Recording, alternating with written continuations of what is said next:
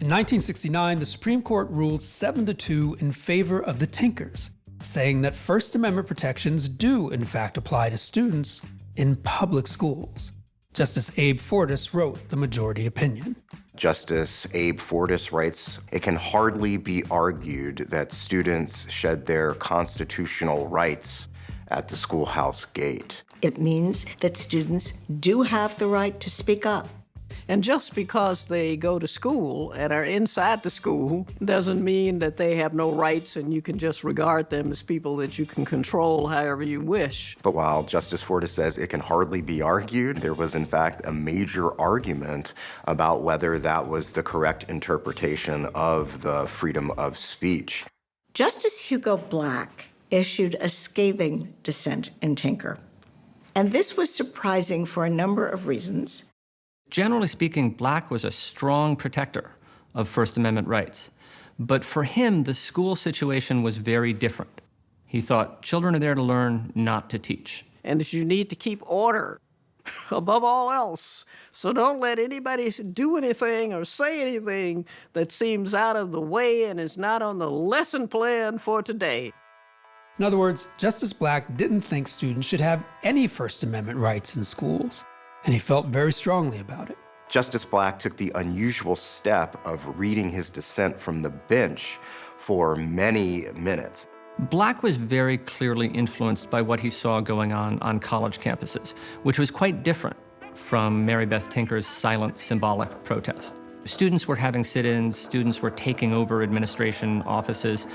Black thought that youth culture was getting out of control. If people could wear black armbands, next thing you know, they'd be occupying the principal's office and no learning would go on at all. And he went on about basically the inmates would be running the asylum.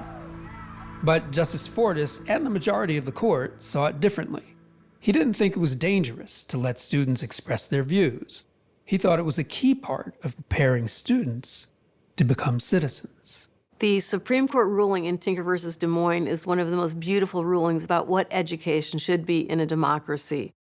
Justice Fortas says that when students exchange ideas on the issue of the day, that is not a distraction, but instead is a vital part of the educational process itself. We want people to develop into citizens, but we don't do that by trying to standardize them and tell them what to think.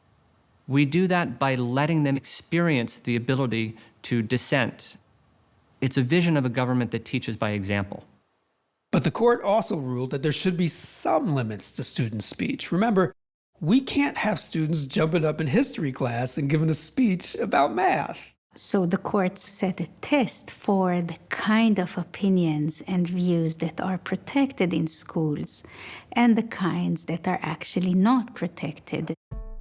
So when lawyers say test, what they mean is a set of rules the court creates to give guidance to other cases that come up in the future.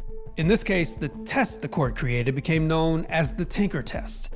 And what it said was, well, I'll let the person the test is named after explain it. The Supreme Court said that students should have free speech rights in school, except they cannot substantially disrupt school and they cannot impinge on the rights of others. Interfering with the rights of others seems pretty straightforward. But what exactly qualifies as substantial disruption? Well, that's where it gets a little tricky. We understand substantial disruption now as something that meaningfully interferes with the school's ability to teach. So discomfort, a few negative comments, harsh looks, none of that would count. If what happens disrupts the whole teaching process and makes it harder to engage in, then the courts would be likely to say that's not something you should do. So while the ruling gives schools some leeway to decide what constitutes substantial disruption, it still gives students significant protections. Tinker is considered a landmark case because it really broadens the free speech rights of students. It's the first case in which the court looked at this context of students in school and really took seriously the idea that there is a First Amendment right there.